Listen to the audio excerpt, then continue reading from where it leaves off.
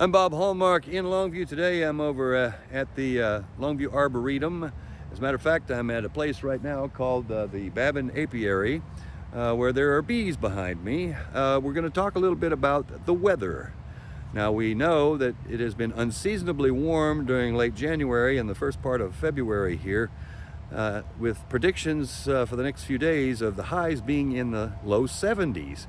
Now, that does something to actually help some critters come out that we wouldn't normally see active right now, insects. There are some pluses and minuses with that. Now, to talk a little bit about those pluses and minuses, we're joined now by Gregg County Master Gardener Tom Babin. And Tom, now this apiary is actually named after you, isn't it, Tom? Yes, it is, and thanks to the Longview beekeeping ladies that volunteer their time to come out here and take care of the bees for us. And I helped them out a few times, and they named it after me. Okay. I'm sure he does. There was nothing shifty about that, they obviously just wanted to have his name attached to it. Let's talk a little bit about bees. First of all, are the good insects. These are the ones that we like to see active at this point. Talk a little bit about if we're going to have continued warm temperatures, that gets insects active, and there are some good ones that we do want to see. Is that right? Yeah, we definitely want to see all the bees or any of the pollinator insects. Mm-hmm.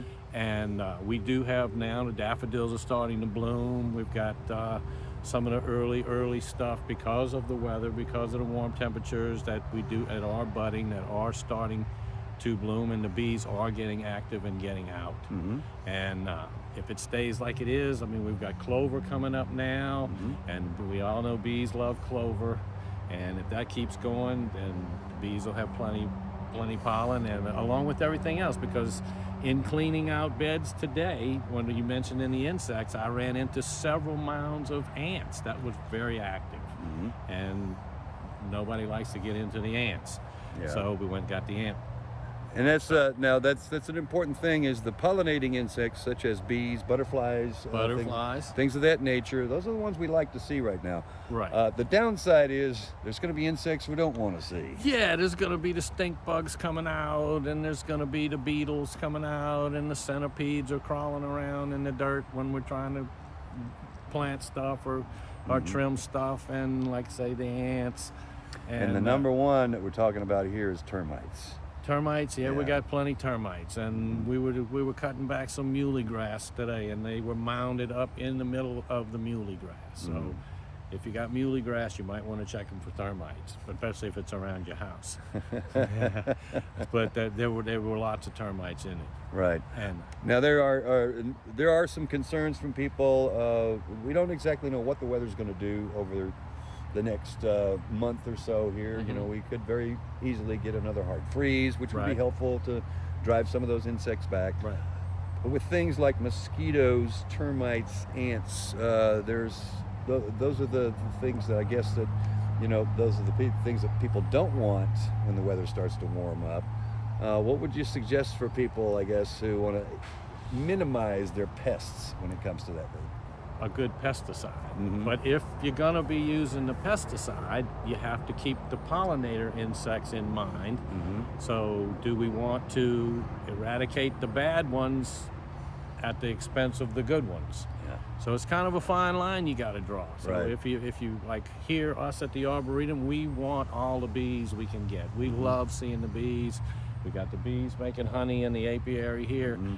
So we have to be very, very careful if we go to try to get rid of the bad insects. Right. So, Some people like to go organic when it comes to that. They'll maybe use nematodes in their gardens or something like that to try to maybe eliminate. And that is a good way to go. And we do try to if we're going to try to get rid of the bad pests, we are going to try to go organic here. Mm-hmm. You know, probably as potent a stuff as we use might be neem oil. Okay. And you know, neem oil is really good for our plants. It doesn't really get rid of too many of the pests. It's mostly aphids and leaf hoppers and that kind of stuff. But you know, like I say, we just can't do too much because of the pollinators. Right. It really is a double-edged sword. Yeah, I mean, you need the good insects. Unfortunately, sometimes we have to just put up with the bad ones because you need the good one. We don't want to hurt them, so we All right. we do kind of tolerate the bad. We're just going to have to deal with it. That's right. All We just right. have to deal with it. Tom, appreciate it. All right, Thank you. man. Thank you. All right, and we'll have much more on this story tonight on KLTV 7 News. For KLTV Web Extra, I'm Bob Hallmark.